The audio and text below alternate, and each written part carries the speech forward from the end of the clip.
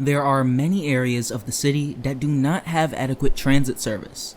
We've covered a subway under Utica Avenue, a subway connecting to Co-op City, and today, we're going to be talking about a subway connecting to Throggs Neck in the Bronx.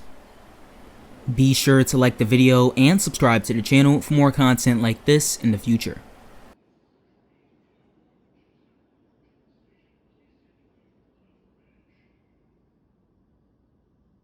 In 1929, the IND released an ambitious plan for expanding the initial system. Some of the things in this plan were a bit over the top, to say the least, like converting the IRT Pelham line to support IND trains and running 2nd Avenue line trains along the Dyer Avenue line. But they did have one very good plan, and that was to have a subway line running to Throggs Neck.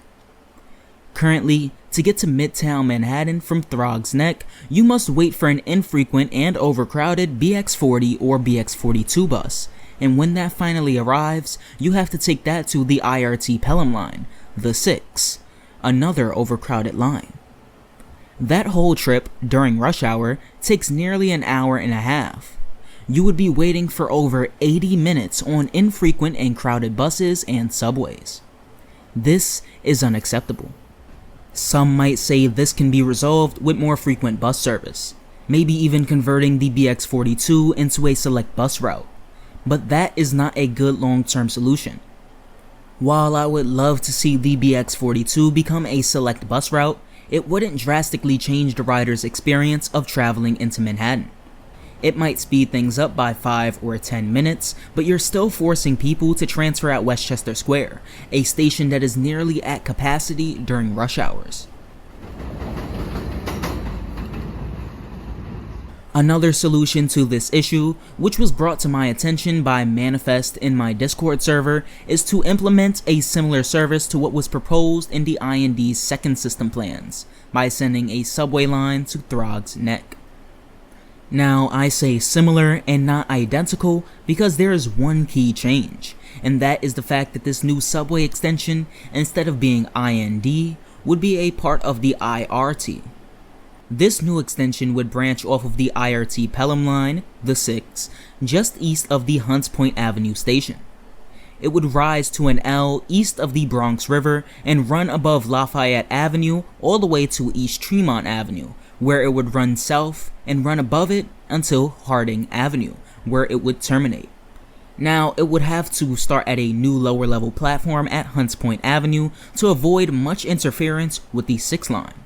The tracks would then rise up west of the Hunts Point Avenue station to connect up with the underground Pelham line.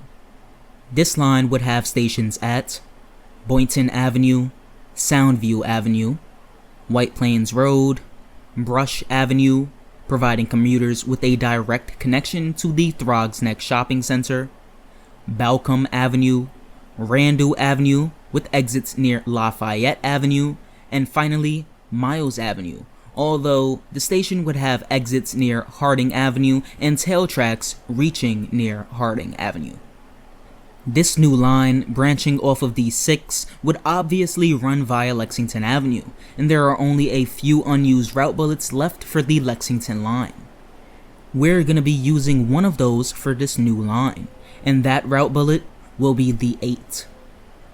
Now, some of my older viewers might be getting a bit of nostalgia right now, mainly those of you who rode the 3rd Avenue Elevated back in the day, which was also called the 8 train. I propose this new 8 train running 8 trains per hour. This would bring the IRT Pelham line south of Hunts Point and the entire Lexington Avenue local line from about 18 to 22 trains per hour. Now, it doesn't sound like a huge improvement, but you can blame that on the City Hall loop. So, unless you want to build a new terminus like the 1, we gotta deal with this. Now, in the Bronx, I propose a new service pattern to allow for us to take advantage of this increase in frequency. 8 trains per hour would run express along the 6 line, and 6 would run local. Unfortunately, to give ample service to this new line, we will have to take 4 trains off of the 6. Now, most 8 trains would run local starting from Hunts Point. In fact, 6 of those 8 trains will run local, while the other 2 would run express between 3rd Avenue and Hunts Point, giving the local line a frequency of 12 trains per hour and the express a frequency of 10 trains per hour, or a train every 5 and 6 minutes respectively. While normal 6 riders would lose 2 express trains, they would retain all local trains, and express frequency will essentially stay the same until Hunts Point, when the line split. It is unfortunate that the 6 has to lose a couple of trains to make this new extension happen, but it shouldn't cause too many issues on the IRT Pelham L if everything is scheduled properly, which the MTA has a tendency of not accomplishing.